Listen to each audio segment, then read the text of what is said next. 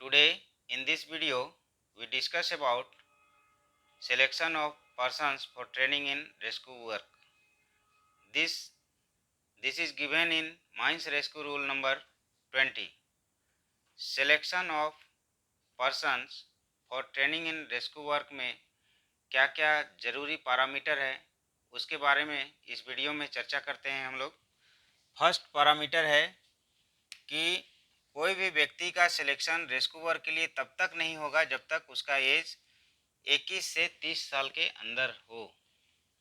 इसके लिए ज़रूरी है कि मिनिमम एज 21 ईयर्स हो और मैक्सिमम एज 30 ईयर्स हो। दूसरा सेकंड पैरामीटर है कि उसके पास एक वैलिड फर्स्ट एड सर्टिफिकेट हो। वैलिड फर्स्ट एड सर्टिफिकेट होना ज़रूरी है of Saint John Ambulance Association India. An underground experience certificate issued by manager. Manager के द्वारा इशू किया हुआ अंडरग्राउंड एक्सपीरियंस सर्टिफिकेट हो। Certificate from qualified medical practitioner. एक क्वालिफाइड मेडिकल प्रैक्टिशनर के द्वारा जारी किया हुआ एक मेडिकल सर्टिफिकेट होना ज़रूरी है जिसमें वे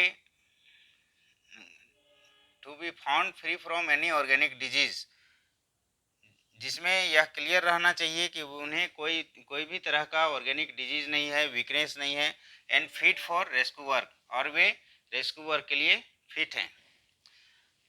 considered by superintendent of RS after examination and interview to be suitable for rescue work. और सबसे लास्ट और ज़रूरी पॉइंट है कि सुपरिटेंडेंट के द्वारा एग्जामिनेशन के बाद सुपरिटेंडेंट को यह लगना चाहिए कि जो भी व्यक्ति रेस्क्यू सिलेक्शन के लिए आए हैं उनका सिलेक्शन करना उचित है, यह सुपरिटेंडेंट के नज़र में आना चाहिए। यदि सुपरिटेंडेंट किसी को सूटेबल पाएंगे तो उनको सिलेक्शन करेंगे, वरना नहीं भी कर सकते हैं। तो इसमें क्या क्या ज़रूरी पैरामीटर है?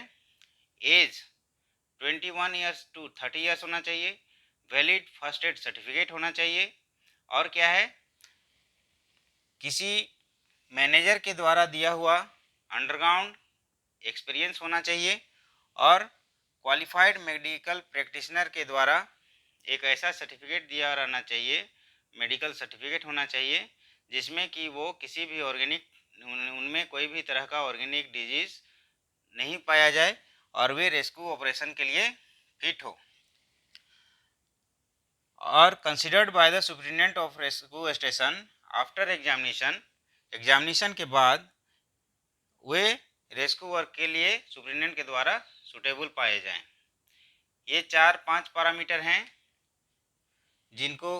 जिनके द्वारा रेस्क्यू वर्क के लिए रेस्क्यू पर्सन का सिलेक्शन किया जाता है।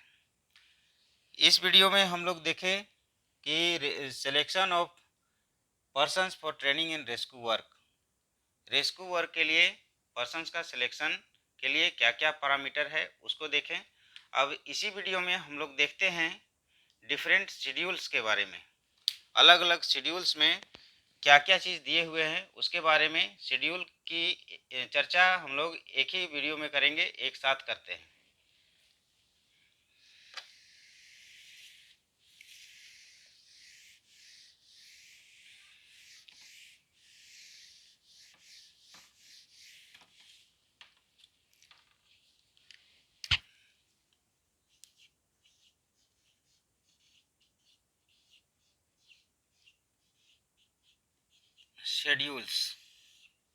शेड्यूल्स में फर्स्ट शेड्यूल में क्या है? फर्स्ट शेड्यूल में है equipment in RS. Equipment in rescue station. Second schedule में इसमें क्या है? Equipment in rescue room.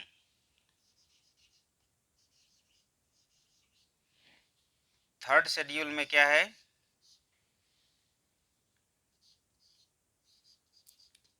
Equipment in a mine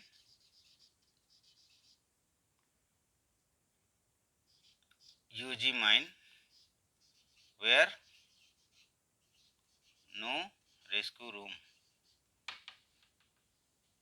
equipment वैसे माइन में जहाँ पर रेस्क्यू रूम उपलब्ध नहीं है, वहाँ पे जो भी इक्विपमेंट रखे जाएंगे शेड्यूल 3 के अनुसार रखे जाएंगे। रेस्क्यू रूम में जो इक्विपमेंट रखे जाएंगे शेड्यूल 2 के अनुसार रखे जाएंगे, और रेस्क्यू स्टेशन में जो इक्विपमेंट रखे जाएंगे वे रेस्क्यू 1 के अनुसार रखे जाएंगे। अब शेड्यूल 4 में क्या है? शेड्यूल 4 में है adjustment and testing of adjustment and testing of breathing apparatus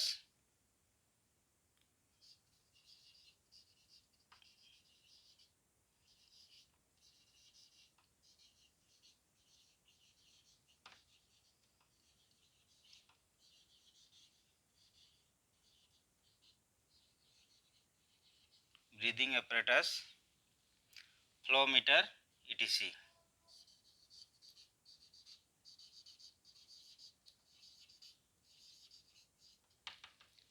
schedule 5 में क्या है? किसी भी प्लान में जो भी सिंबल्स यूज किए जाएंगे वे शेड्यूल 5 के अनुसार होंगे। सिंबल्स एज पर शेड्यूल 5। शेड्यूल 6 में क्या है? शेड्यूल 6 में है medical examination.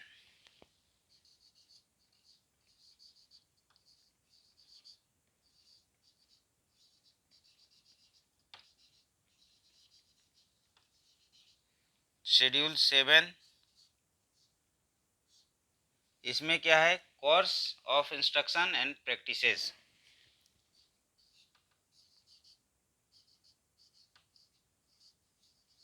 Course of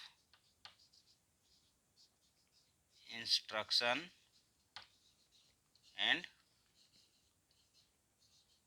practices.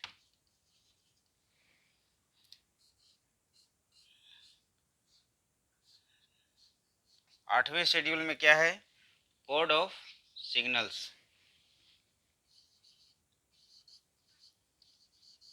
Code of signals. Schedules हम लोग टोटल 8 शेड्यूल या इसमें रेस्क्यू रूल में पढ़ रहे हैं। यह काफ़ी इम्पोर्टेंट है। रेस्क्यू रूल में शेड्यूल से कभी कभी क्वेश्चन पूछा जाता है कि किस शेड्यूल में क्या है उसके बारे में, इसलिए हम लोगों ने शेड्यूल को एक साथ पढ़ा है कि शेड्यूल 1 में क्या है, 2 में क्या है, 3 में क्या है, 4 में क्या है, 5 में क्या है, 6 में क्या है, 7 में क्या है, 8 में क्या है। तो फर्स्ट शेड्यूल में क्या है? Equipment in RS. आरएस में कौन कौन से इक्विपमेंट रहेंगे वो शेड्यूल 1 के अनुसार होंगे। इक्विपमेंट इन रेस्क्यू रूम वो शेड्यूल 2 के अनुसार होंगे। In a mine where no rescue room is there उसमें शेड्यूल 3 के अनुसार होंगे। Adjustment and testing of breathing apparatus and flow meter etc वो शेड्यूल 4 के अनुसार होंगे। सिंबल्स जो भी यूज किए जाएंगे वो शेड्यूल 5 के अनुसार होंगे। मेडिकल एग्जामिनेशन शेड्यूल 6 के अनुसार होगा। Course of instruction and practices schedule 7 के अनुसार होगा। और शेड्यूल 8 है कोड ऑफ सिग्नल्स। ये 8वां शेड्यूल माइंस रेस्क्यू रूल में दिया हुआ है। इसको आप लोग अच्छे से प्रैक्टिस कर लें ताकि कि शेड्यूल से यदि कोई पूछा जाए क्वेश्चन तो वह छूटे नहीं। धन्यवाद।